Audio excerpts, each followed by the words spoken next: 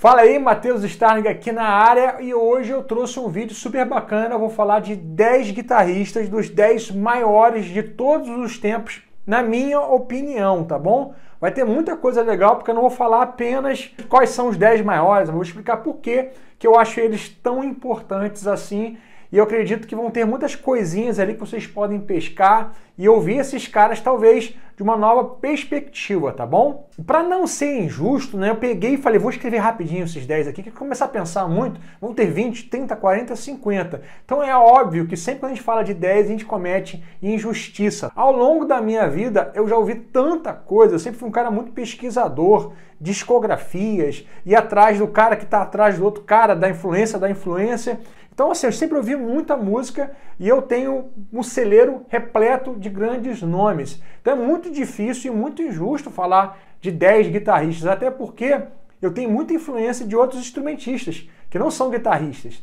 Talvez eu faça um vídeo sobre outros caras, mas eu só vou fazer se vocês pedirem. Vou começar com esses dos 10 maiores de todos os tempos para mim, e vocês vão colocar aqui pelo menos 3 ou 5 que vocês consideram os maiores para vocês. Então é a sua opinião, eu quero ler, até porque eu posso me inspirar para fazer outros vídeos. Vou contar também algumas histórias de bastidor, coisas interessantes, coisas internas, tá bom? Então fica ligado que vai ser bem legal esse vídeo, estou empolgado. E outra coisa, não é inscrito? Não é inscrito? Se inscreve aqui no canal. É aquele negócio que eu falo, o YouTube tá que tá, não entrega nada meu. Eu peço para você, cara, comenta aqui nesse vídeo, assiste até o final. Sabe que quando você assiste até o final, você me ajuda pra caramba? Então assiste até o final, recomenda esse vídeo, compartilha esse vídeo com alguém, tá bom? Então vamos embora. Esse cara aqui tá no número 1 da lista, não necessariamente é o que eu mais gosto, mas, cara, poderia ser, porque esse cara é muito brabo. É muito brabo.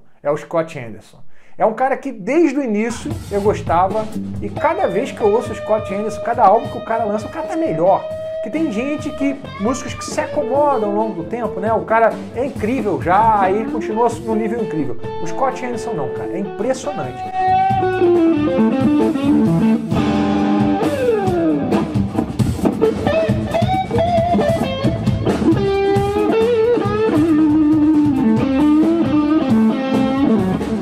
Você acompanha a discografia dele inteira, que é gigante. Ele já tocou com grandes nomes da música. Se você pega ele lá na década de 80, quando ele tocava com Scott Henderson, quando ele tocava com Chick Corea, ele tocava de uma maneira. Na trajetória dele, ele é aquele cara que tem um background de rock, de blues e de jazz, né? Dos temas de jazz mais tradicionais. E ele começou a tocar uma onda muito fusion, nos anos 70, anos 80, tocou com Chick Corea. Então muito nessa onda do Chick Corea Electric Bands, né? Coisa bem de fusion, com banda, quebradeira total, temas bem de fusion, quebrando aquela coisa dos temas mais tradicionais de jazz. E aí você pega o trabalho aí com Tribal Tech, que é absurdo. Tribal Tech, gente, ouça tudo do Tribal Tech, é meio que obrigatório para quem gosta de fusion, quem gosta de quebração. Esses caras são incríveis. Vale muito a pena ouvir. Agora, o que é legal? Ele chegou uma época que falou, agora eu sou um guitarrista de blues. Cara, os álbuns dele tocando blues é assim, absurdo. É uma mistura de Jeff Beck, ou seja, com aquela cara de expressão, alavancada, com Stevie Ray Vaughan, envenenado, com anabolizante. O cara pegou isso tudo, misturou. Realmente assim, é uma coisa louca, tá bom? E para não ficar só, mas o que eu ouço do cara? O que eu ouço do Scott Henderson? Bem, eu ouço o trabalho dele com Tribal Tech, ouço o trabalho dele de blues, que é muito bom, tem vocal também, que é o batera, canta. Inclusive eu fui num show dele no Canecão, com esse trio, né, de blues, que foi absurdo. É um blues quebração total, tá? E eu vou deixar aqui para vocês também uma recomendação de álbum. Vou deixar uma recomendação de álbum, que é difícil, né? Para cada um dos guitarristas que eu estou falando. É o Vibe Station de 2005, de 2015, né? 2015. Acho que é o último álbum dele. Por quê? Porque é um resumo do que é o Scott Henderson. Tem ele tocando blues, tem ele tocando fusion, tem ele tocando com guitarra limpa, com guitarra drive. Então, assim, é um cara que realmente tem que ouvir. O 2 na minha lista é o Joe Scofield. Você já deve ter ouvido falar, eu falo muito de Joe Scofield. E é um cara que eu sempre conto essa história porque é engraçada. Eu tinha uma videoaula do Joe Scofield quando eu tinha 15 anos, 16 anos, que eu copiei de alguém que copiou de alguém, aquele negócio que já estava quase preto e branco. É aquele negócio, eu fiquei assim, ouvi e falei, esse cara é referência. Eu preciso ouvir, preciso entender e gostar. Mas eu achava uma bosta. Eu via Joe Scofield e eu achava o cara uma fraude. Ele tocava nota mastigada, pra trás pra caramba, parecia que ele ia errar a nota o tempo inteiro. Eu falei, não é possível. Ou eu tô em problema ou esse cara é uma fraude mundial. O que acontece? Obviamente o problema era eu não entendia o som do Joe Scofield, que eu só fui entender lá na Berklee, quando eu já tinha meus 25, 26 anos mais ou menos, que eu comecei a entender por que ele era tão incrível. O Joe Scofield tem uma característica que é tocar muito para trás. O que é isso? Ele não é um cara que toca junto com o beat, ele parece que está atrasado, parece que está bêbado. Mas isso é uma característica do layback funk, né? Quem toca para trás. Então ele tem muito disso misturado com jazz, com blues, né? Com gospel. Ele tem um álbum só de música gospel. Então ele tem esse som que incomoda muita gente, porque tem uma certa tosqueirinha, sabe? Aquelas notas mal tocadas. Mas é aquilo, faz parte do estilo da proposta dele. É um cara que ele se arrisca o tempo inteiro.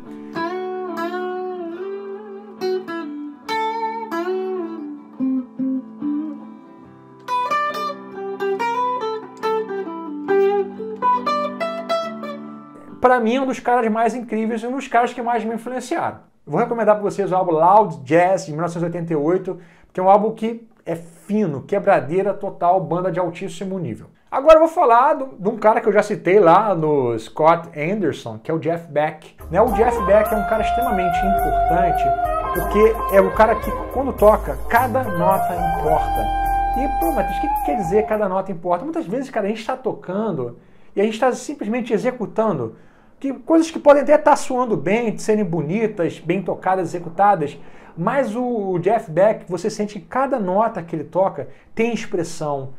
E ele cada vez mais, ao longo das décadas, ele foi se refinando. Ele deixou de tocar com palheta para tocar só com os dedos. Ou seja, é um cara que explora muito ferramentas de expressão diferentes. Ele toca uma nota de várias maneiras. Quando ele aborda o dedo, parte mais para trás da guitarra, para frente, bend, ele usa volume. Então é o rei da expressão musical.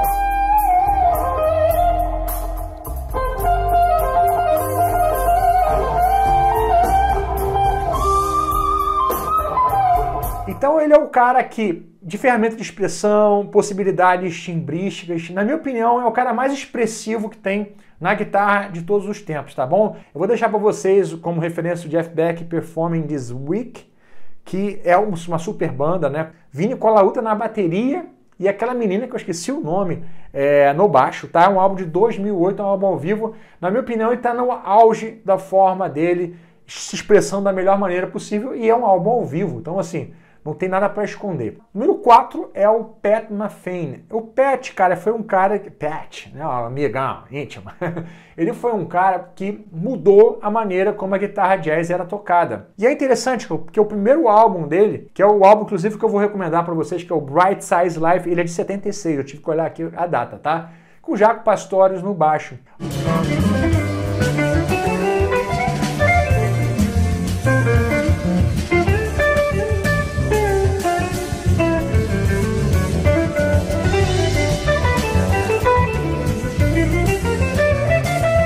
É interessante porque você pega um guitarrista de jazz, se eu não me engano, na época ali, ele tinha entre 18 e 20 anos.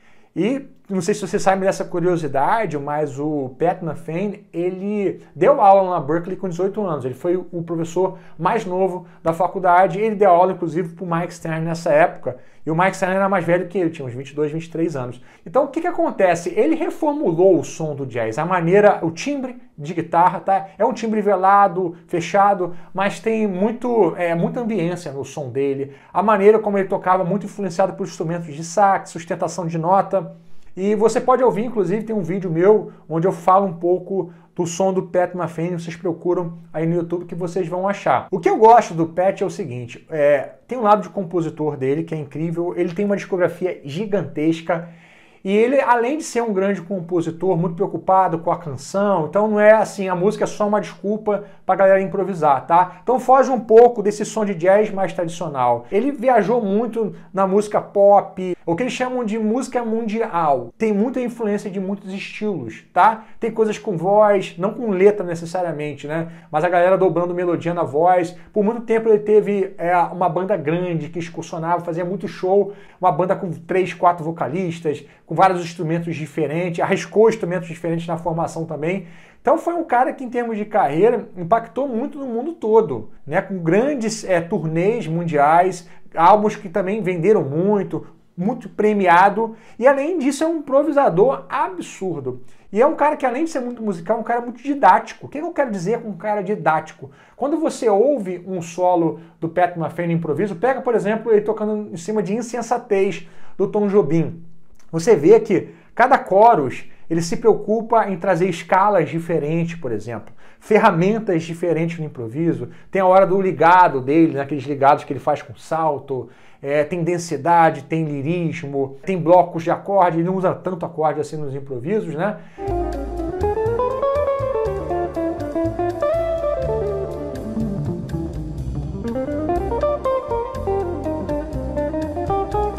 Ele é um cara que é muito didático na montagem do solo dele, né? A montagem não é em casa que o cara fica montando, né? Que eu tô falando isso. Mas ele é um cara muito preocupado em trazer muitos elementos para o improviso. E uma curiosidade sobre o Pat é que ele morou aqui no Rio de Janeiro, né? Eu não lembro exatamente na que época que foi. E 2 guitarristas que eu conheço falaram para mim que tiveram com ele nessa época. Um é o falecido Alexandre Carvalho e o outro o Hélio Delmiro. E engraçado que o Hélio me falou que um dia ele estava tocando e o Pat estava lá na plateia. O Pat depois, no final do show, chegou assim para o Hélio e falou assim: cara, o meu sonho era tocar assim, desprendido dessa forma como você toca. É até meio assustador ouvir isso do Pat Metheny, imagina só. E eu falei que eu ia falar algumas curiosidades, né, desses músicos, eu esqueci algumas do Scott Anderson, que é um cara que é meio polêmico em algumas coisas que ele fala, né? Inclusive, ele dá aula no EMI, ele dá um Open Counseling, ou seja, as portas ali estão abertas, qualquer aluno pode chegar, pode trocar uma ideia com ele. Então eu já ouvi alunos meus que estudaram no EMI dizendo que ele é o cara mais doce do mundo, e também já ouvi falando que os alunos lá do EMI morrem de medo dele, porque é aquele cara que ele dá uma certa arrepiada. Um tempo atrás, saiu uma entrevista dele que deu uma certa polêmica, de que ele dizia que no EMI ele ficava com muita raiva da galera que tocava metal. Porque o cara chegava ali para tocar um som com ele, o cara não sabia swingar, o cara era duro, o cara não sabia fazer acorde. Essa entrevista dele deu uma certa polêmica na época. Até porque o EMI tem muita galera de rock, do pop e metal. E uma outra engraçada dele foi aqui no Brasil, quando ele veio fazer um workshop. Alguém pediu para ele tocar música brasileira. Ele deu uma certa zombada, tipo assim, poxa, a música brasileira é tipo tocar um jazz mais lento, né? Então deu uma desdenhada ali. Eu acredito que isso é muita ignorância, né? Porque a nossa música, obviamente, quando você começa a adentrar nela, você vai ver que vai ter muita coisa, muito casca grossa, inclusive. É só você ouvir o Hermetão Pascoal. Um cara que é brabo pra caramba é o George Benson, que tá aqui no número 5. É o cara que parece que nasceu com a guitarra embutida. Sabe por que eu falo isso? Porque toda vez que ele pega na guitarra, às vezes o cara fica um tempão sem tocar, ele toca e toca rapidão. Aquela mecânica afiada. Pô, não é possível, rapaz.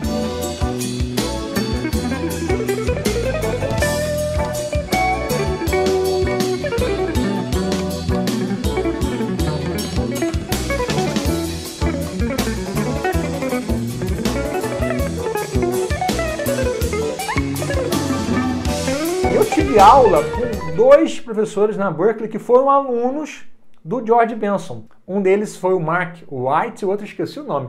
Mas esse cara que fez aula com o Pat Metheny, que eu esqueci o nome, ele tinha uma lab, que é um laboratório só das músicas do George Benson, né? E ele contou uma história engraçada, que ele foi visitar o George Benson no hospital. E ele é aquele cara meio puxa-saco, George Benson. George, pô, eu tô aqui, eu fiz aqui um arranjo pra você da música tal. E o George Benson falou, pô, toca aí. E ele falou que o George Benson tava assim, meio que deitado na cama, já tava bem, podendo receber visita. E ele fechou o olho, ouviu o cara tocando arranjo. E falou assim, pô, me dá um violão aqui, cara. Pô, que muito lindo arranjo. Tocou o arranjo igual ao que o cara tinha tocado, né? Esse tipo de coisa assim, tipo, afoga esse cara aí, não é possível.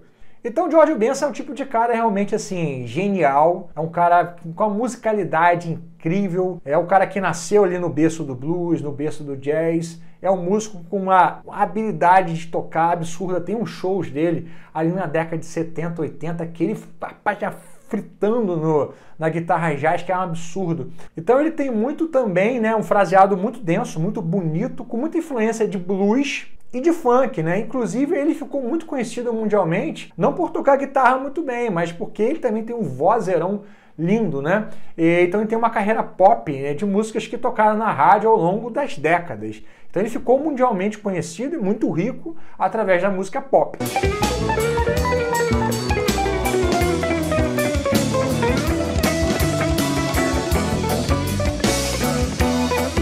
A maior parte dos álbuns de George Benson não são álbuns de música instrumental.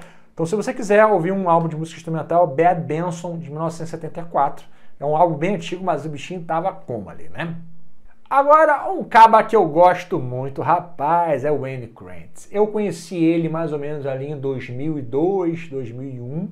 Quem me apresentou o Wayne Krantz foi o Humberto Mirabelli. E eu lembro, cara, que quando eu vi, eu já curti de cara. Então já é um cara que eu ouço há muito tempo e não foi aquele cara que eu tive problema de ouvir a primeira vez e falar, ruim. Não, desde o início eu achei ele muito interessante, porque o som dele é muito peculiar, né? É sempre som em trio e quando você ouve as composições, você às vezes não consegue distinguir o que é um tema, o que é espontâneo, o que é improviso. A maneira do Wayne Krantz tocar, né, usando muito a corda solta, por exemplo, ele usa muito intervalo harmônico misturado com alguns blocos de acorde. Ele monta os acordes de uma maneira muito particular, pensando muito na escala e não necessariamente em drop 2, drop 3. Tem muita inversão de quartal também.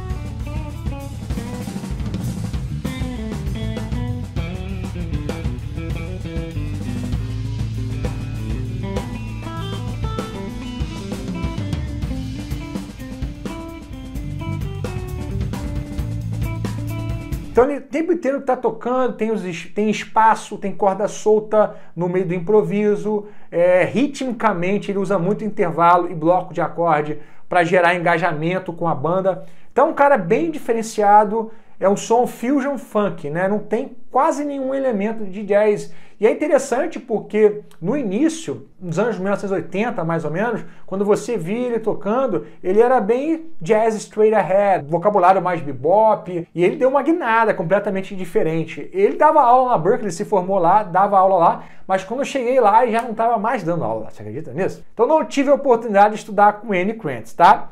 Então um cara super incrível, super diferenciado, sons dele em trio, cara, são gostosos de ouvir, sempre com groove, sempre tá grooveado o som dele, tá? Good Piranha, Bad Piranha, é o nome do álbum, de 2014, né? Piranha, acho que deve ser assim que os gringos falam, né? Good Piranha, Bad Piranha.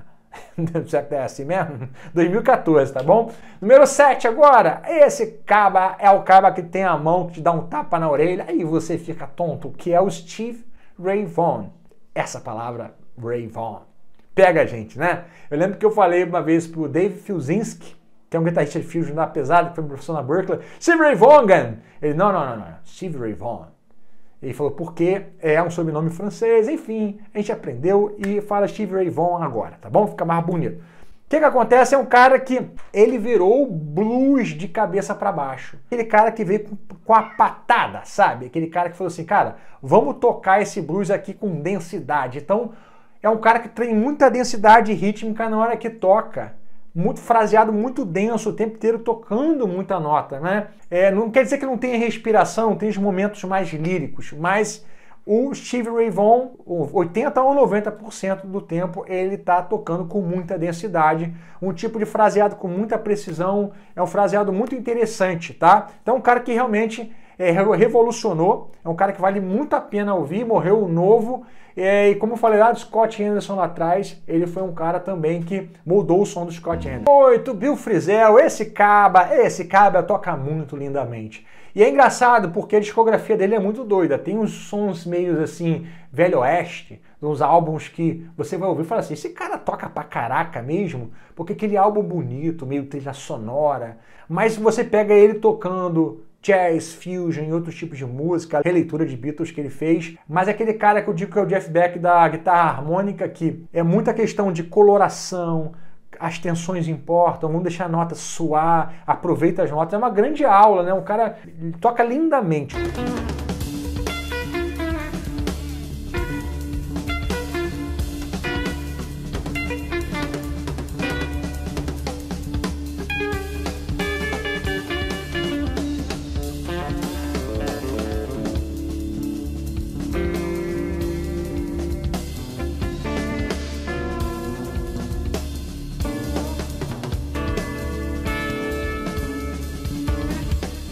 Eu vou deixar para vocês aqui um álbum que é lindo, que é um álbum com os caras tocando tudo. Eu acho que esse álbum não tem nome, é o Bill Frisell com Ron Carter e o Paul Motian de 2006, é um álbum com a capinha escura, tá? Álbum maravilhoso, trio, sem comentários. Bem, eu só falei de músico americano aqui agora. Eu realmente sou mais influenciado, né, pelos músicos americanos do que os músicos brasileiros, mas eu amo música brasileira e tenho vários guitarristas e violonistas também que eu admiro. Então eu vou deixar 3 caras aqui, um cara mais novo que é o Chico Pinheiro, que na minha opinião assim, é um cara muito brabo.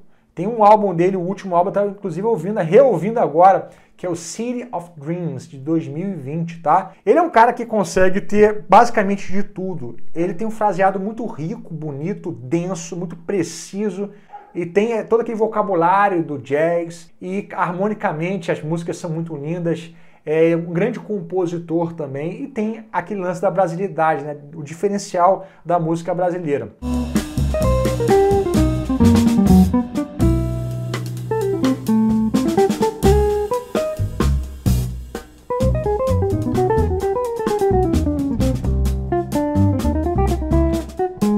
Então talvez seja o cara que atualmente no Brasil, o guitarrista que eu mais curto, tá? O Chico Pinheiro, com certeza. E vou deixar 2 caras aqui mais antigos, né? Um é o Hélio Delmiro, que eu tive a honra de ter estudado com ele antes de ir para Berklee, inclusive escreveu a minha carta de recomendação para estar indo para lá. É um cara que moldou muito o som da guitarra brasileira. Ele é um violonista, né? Um cara que vem do violão, mas também você ouve ele tocando guitarra, de uma maneira até mais violonística, o que é legal. Então tem muita coisa brasileira na maneira como ele toca a guitarra. É um tipo de guitarrista que tocava absurdamente, com fraseado muito rico. Tem um vídeo dele tocando All the Things You Are, que é inacreditável, tá? Então o Hélio Delmiro talvez seja o guitarrista mais importante do Brasil de todos os tempos.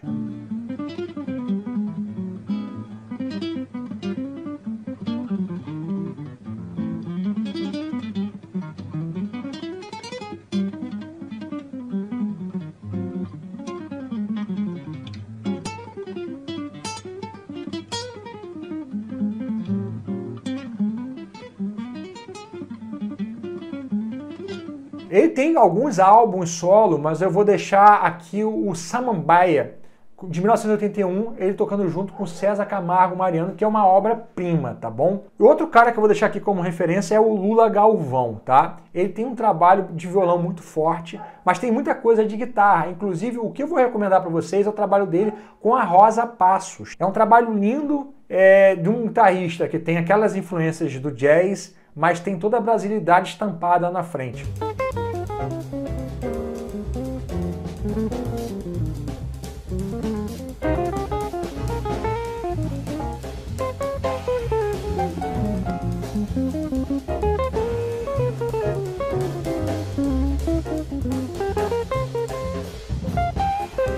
Então eu acredito que depois de você ter ouvido aí meus 10 ou 11 guitarristas preferidos, você deve ter falado assim, pô, mas faltou esse, faltou aquele. Eu quero saber quais são os 3 ou 5 que você acha que são os maiores de todos os tempos para você, tá bom? Por exemplo, eu não citei Jimi Hendrix aqui, eu sei que ele é o cara mais importante de todos os tempos, mas ele não é o cara mais importante para mim, tá bom? Antes de você vazar vazando, eu chamo você para conhecer a Starling Academy of Music. Assim que você entra, a gente te passa um cronograma personalizado para você estudar com todo o nosso conteúdo, guitarra, improvisação, harmonia, percepção, ter a minha mentoria. São 10 mentorias ao vivo todos os meses, você pode participar de todas. Grupo de fomento, onde todos os dias eu entro, respondo as perguntas, analiso os vídeos. Então você tem acesso ao maior conteúdo de guitarra Mas não é somente conteúdo, é também acompanhamento e grupo com os colegas, tá bom? Te espero lá, Deus abençoe.